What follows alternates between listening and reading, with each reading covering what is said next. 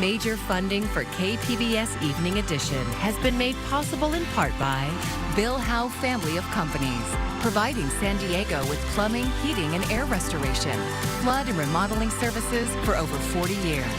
Call 1-800-BILL-HOWE or visit BillHowe.com. And by the Conrad Trebas Foundation, Darlene Marcos Shiley, and by the following.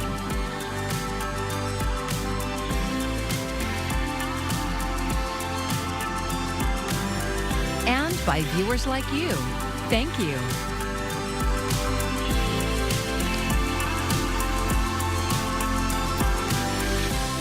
President-elect Donald Trump will take office in less than 2 months, and he's already promising broad tariffs on Canada and Mexico. Thanks for joining us. I'm John Carroll in for Maya Trabulsi. The two countries bordering the U.S. are also our biggest trading partners.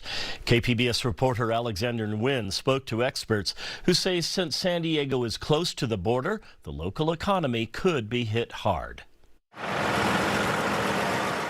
Every day, millions of dollars of goods flow through the Otay Mesa port of entry. These trucks carry everything from fresh produce to car parts to manufactured goods. Trump recently announced on Truth Social that he would impose a 25% tariff on Canada and Mexico on his first day in office. Expect the cost of guacamole to go up. Peter Cowie is a trade policy expert at UC San Diego School of Global Policy and Strategy. He says as a state, California imports about $500 million worth of fruits and vegetables from Mexico each year. So tariffs could push up prices at grocery stores and restaurants. The cost of making food is extremely high in terms of inputs of things like fruits, vegetables, and other imports, and they'll show up directly in menus. That is concerning for Christian Liang. He owns several restaurants in San Diego, including Common Theory and Sura. Restaurant business already operates under very slim margins. The profit margin for restaurants is between 3 to 5%, so higher costs will be passed to customers. I mean, imagine, trying to pay for a $19, $20-something burger, and you still have to increase that. That just doesn't sit well, Liang says $20+ for a hamburger is high-end restaurant prices, and Common Theory is a German beer hall-style gastropub. But USD economist Alan Jin says there's only so much cost that restaurants can pass on to consumers. They might have to absorb some of that price increase, so they'll be adversely affected too in terms of less profitability, and that might even cause some restaurants to go out of business. If Liang closed his newest restaurant, Sura, that would mean a loss of about 20 jobs. It's not just the food industry that will be affected. San Diego's tech industry could also take a hit because tariffs would disrupt the supply chains for biotech and manufacturing. And the thing to understand about this is that those 10 complex manufacturing chains for, let's say, pharmaceuticals tend to lead to people and products crossing the border multiple times in the same production run in order to coordinate all the pieces. Cowie says the tariffs is essentially a 25% tax on the consumer, and that could lead to inflation. The question now is whether Trump can impose the tariffs. It would violate the United States, Mexico, Canada agreement, an agreement that Trump negotiated in 2018. Alexander Nguyen, KPBS News. Just one day away from Thanksgiving, and airports across the country are filled with travelers. This as a storm starts to spread throughout several states, bringing rain and snow. Ivan Rodriguez has the latest. For many, Thanksgiving marks the start of the most wonderful time of the year, but it also means travel season is booming. Holiday travel it's a pain. It's significantly busier than it was last time I was over here. Traveling during the holidays not only requires patience, but also a little bit of strategy. Maybe. We're flying today because, I don't know, like the chaos, I guess? Why are we flying today? A record number of people are expected to travel for Thanksgiving this year. More than 71 million people are expected to travel by car and a little less than 6 million by air. Sunday will be the busiest day for air travel with about 3 million passengers expected to fly. If you are planning to travel by car, the worst time to travel is Wednesday afternoon. Coming home by car this weekend, the best time to hit the road is before 1 in the afternoon, according to AAA. During times like these, sometimes the best advice is simple. Follow my wife. For much of the country, Thanksgiving will be dry but cold, with the exception of the east. Rain is expected to stretch from the southeast to the northeast, with light snow for the inland areas of the northeast and northern New England. By Friday, millions from coast to coast could see their coldest conditions since last winter. In Atlanta, Ivan Rodriguez, KPBS News. Nearly 72 million drivers nationwide are expected to hit the road for the holidays. One major change this year is the window for when people are starting to travel. Normally, today would be the busiest travel day, but AAA says peak road travel has already begun on Tuesday. So before the pandemic, it was Wednesday and Sunday, the busiest days for travel. Now, since people still work remotely, we decided to add Tuesday as well as Monday to those busiest days out of this travel period. Monday is expected to be the busiest day for drivers to return home. To avoid peak traffic, leave early in the morning and avoid the roads in the afternoon if you can. As we head into the weekend, tracking some big changes here for some areas. We'll see cloudy and mild conditions here for Thanksgiving. Overall, it's going to be sunny and nice, especially on Friday. And overall, I am tracking once again some great weather here for the weekend. All of that, the details on our next chance of rain and more coming up. A San Diego County judge ordered the conditional release of a man designated as a sexually violent predator 4 years after he met the requirements.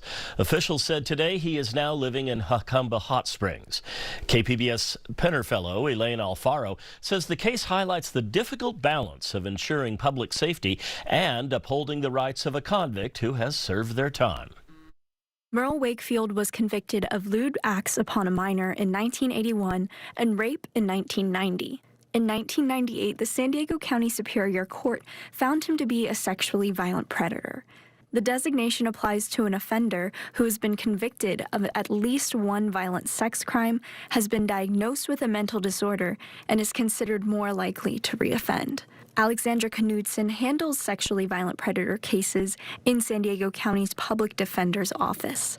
She says they must complete a 4-phase treatment in a state hospital after their prison sentence in order to be released. It's not intended to be a lifelong commitment if the client is no longer a risk to the community. San Diego County Superior Court Judge Yvonne Campos made the decision last week to grant Wakefield conditional release.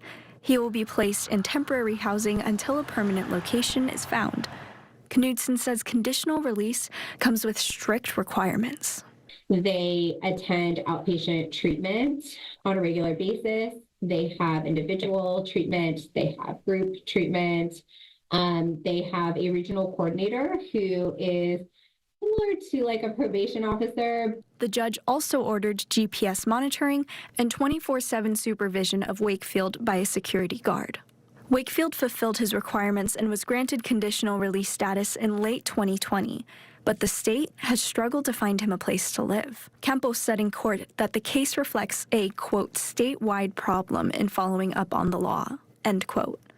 Knudsen says finding housing for sexually violent predators under conditional release is a constant struggle. We've had clients, had their release delayed for years. And when you reach that amount of time, it does become a constitutional violation of our clients' rights. Wakefield's attorney says landlords previously backed out of rental agreements because of public pressure. The state contracts with Liberty Healthcare to find housing placements for sexually violent predators under conditional release. In 2021, Liberty Healthcare intended to place Wakefield and another sexually violent predator in Mount Helix. Resident Sarah Thompson protested their placement in her neighborhood. I think as a parent, you kind of almost go into panic mode and you'll do whatever it takes, Thompson contacted Liberty Healthcare and the landlord who signed the rental agreement to house Wakefield. So you try and do it as kindly as you can, and then it kind of go into like a peaceful protest kind of a thing where you start posting their information or you start putting signs around the houses. Liberty Healthcare then tried to place Wakefield in Poway 3 years later. Rancho Bernardo resident Jeff Grace participated in the Poway protests.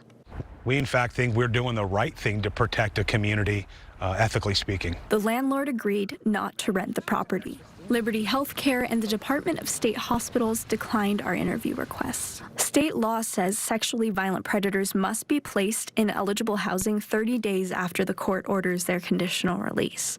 A statewide audit from October found that Liberty Healthcare takes 17 months on average to place sexually violent predators. The audit also found that individuals who participate in the conditional release program reoffend less often than those who do not participate. Critics of conditional release, like State Senate Minority Leader Brian Jones, say the current system is not working.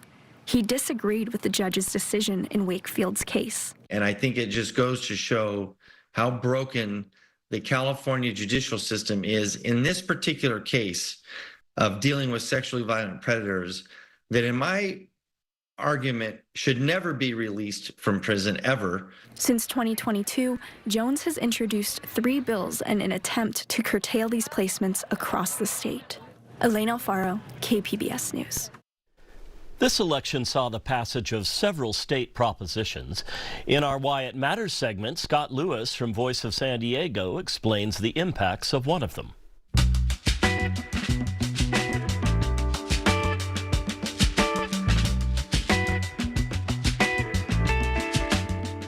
Proposition 36 got the most yes votes of any proposition on the California ballot.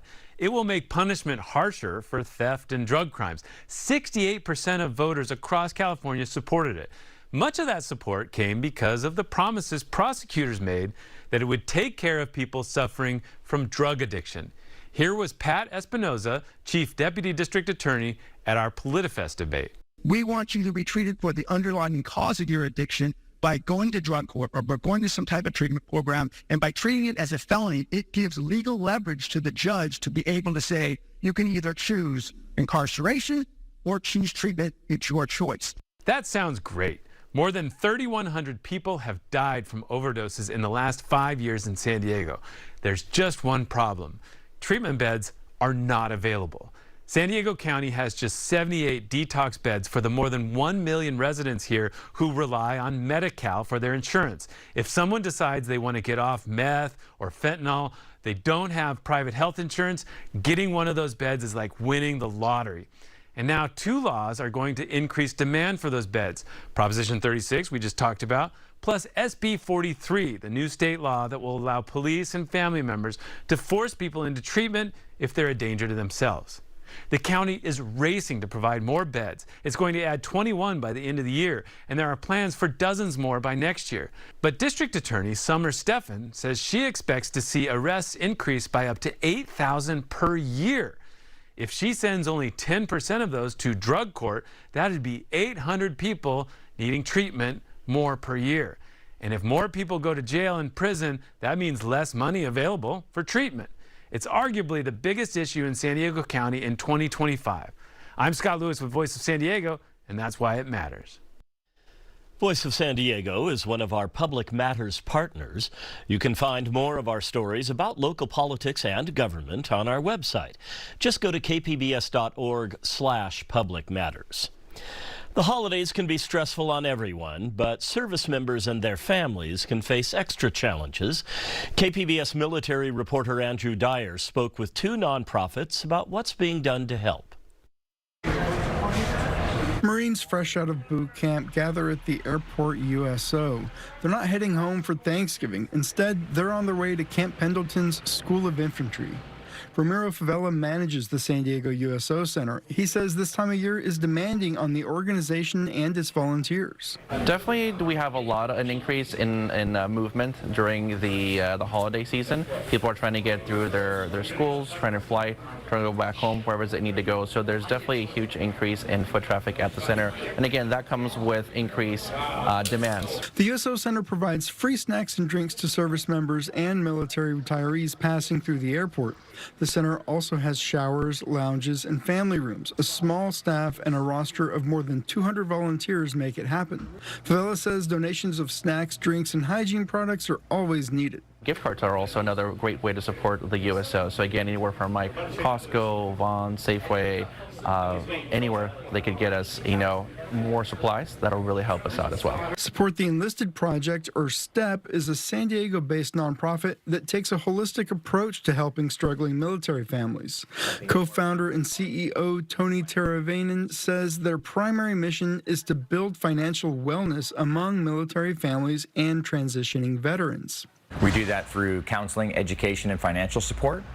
And we think this is important because financial wellness is really the leading catalyst for food insecurity, homelessness, about 25 mental and physical health conditions, including the leading catalyst for suicide. He says he's seeing the impact of the higher prices. I think more families are feeling more financial pressure. There was a big jump, inflationary jump these last 2 years. And everybody kind of felt the sting. Teravainen says young military families can be more vulnerable because many are far from home. Due to frequent relocations, military spouses also face employment challenges. It may be surprising to hear this, but we're not really setting these folks up for success. He says STEP gave out about 450 Thanksgiving meal kits. Before Christmas, they'll provide food and toys to about 250 military families. Andrew Dyer, KPBS News. If you're looking for ideas on what to get a loved one this holiday season, we have you covered.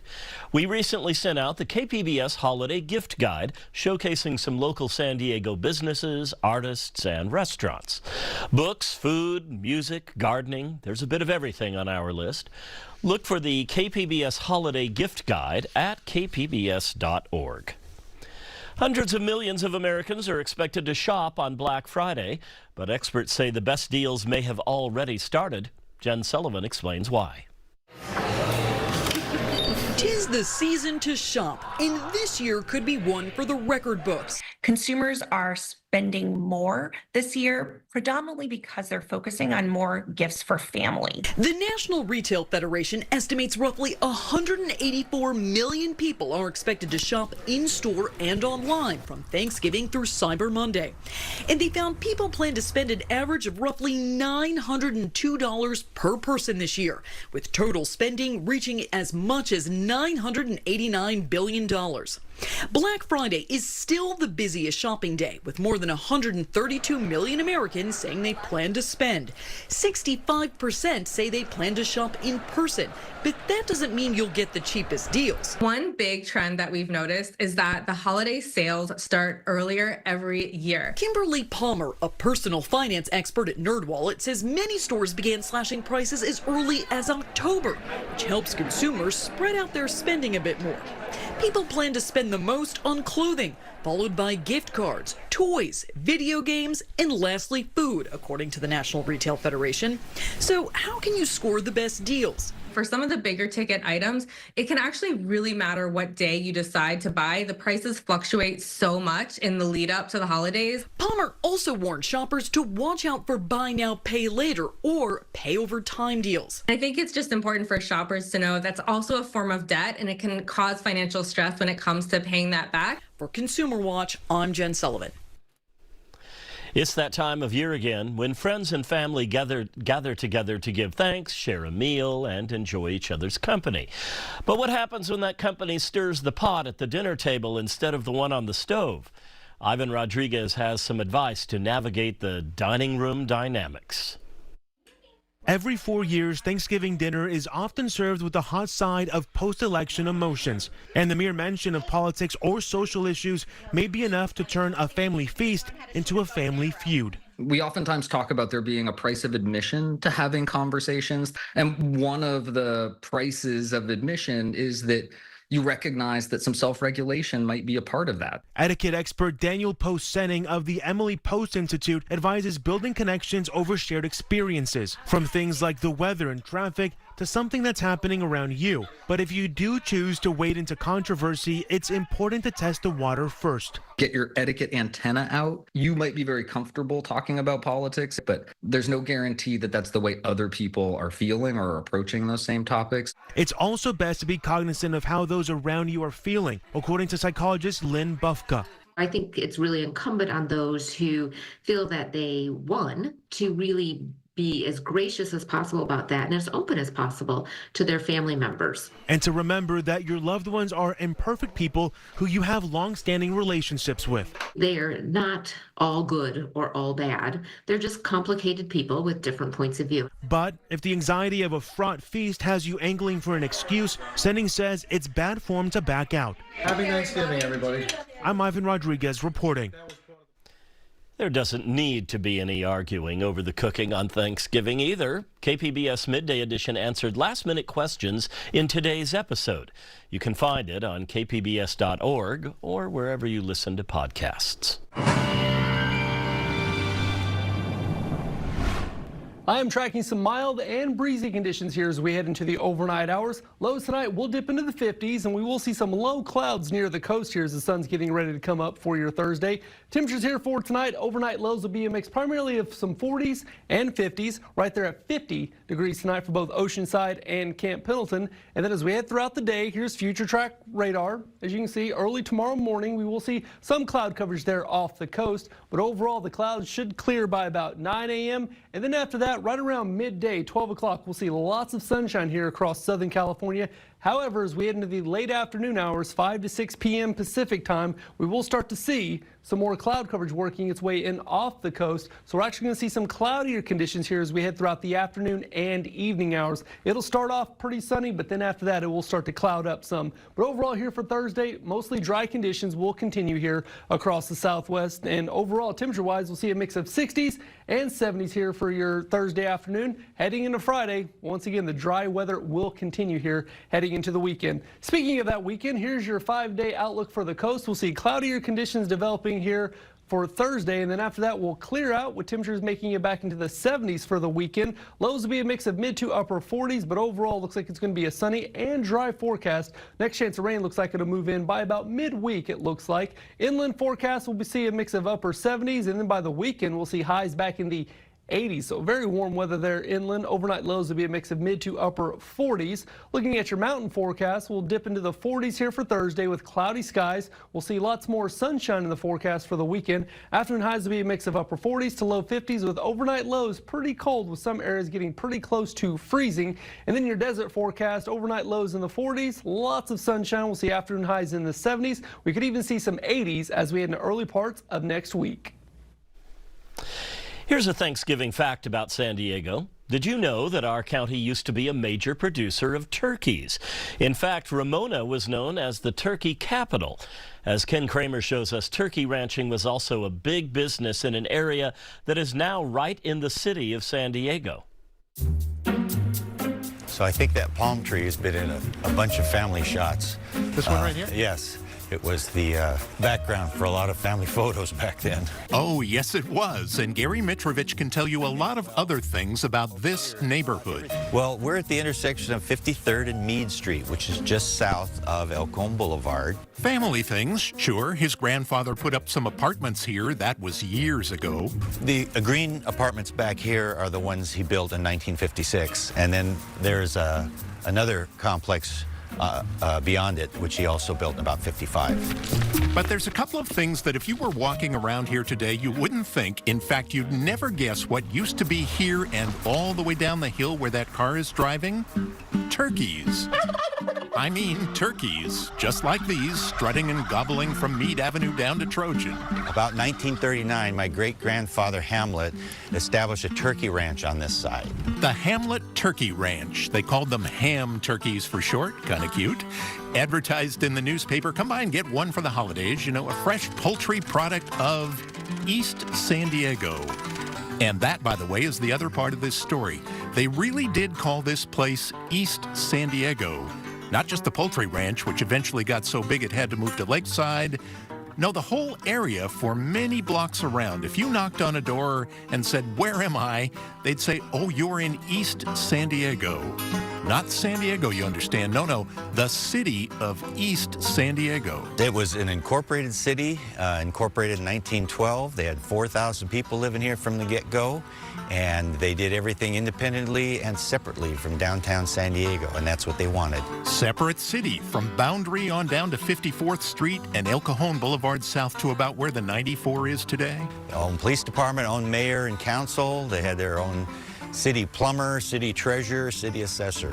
And one more thing they said, we're better than crude and vulgar San Diego. We're just nicer. Yes, they claimed that there were no arrests here and no hobos, and that this was just a generally better place to live. So, was that true? Was East San Diego a crime-free Camelot? There's evidence to support the fact that that's not true, but they tried. Alas, there wasn't enough money to keep the separate city of East San Diego going, and it gave up in 1923 and became part of the bigger San Diego we know today. But do you know something? That independent pride, all through the 50s, 60s, and even the 1970s, it was still East San Diego. Yes, when I was growing up, we always called this East San Diego. We didn't call it anything else but that. Walking around, there are still things Gary remembers about the old neighborhood. I thought it was still a college billiard shop. Oh, it is still a billiard shop. But the Golden Rule City from even before his great-grandparents' time has been gone most of a century. Now we call it City Heights. And here at 53rd and Meade, if you happen to be walking or driving by, you might give a thought to his great-grandpa Hamlet.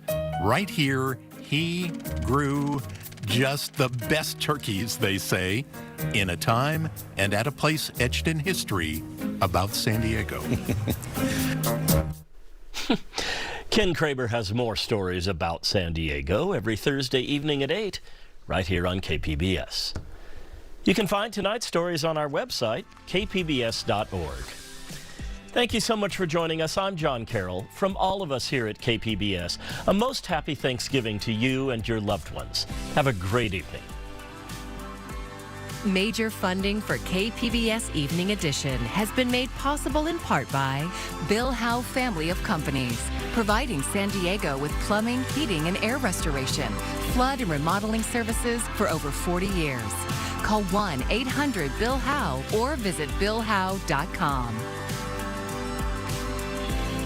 And by the Conrad Prebys Foundation, Darlene Marcos Shiley, and by the following.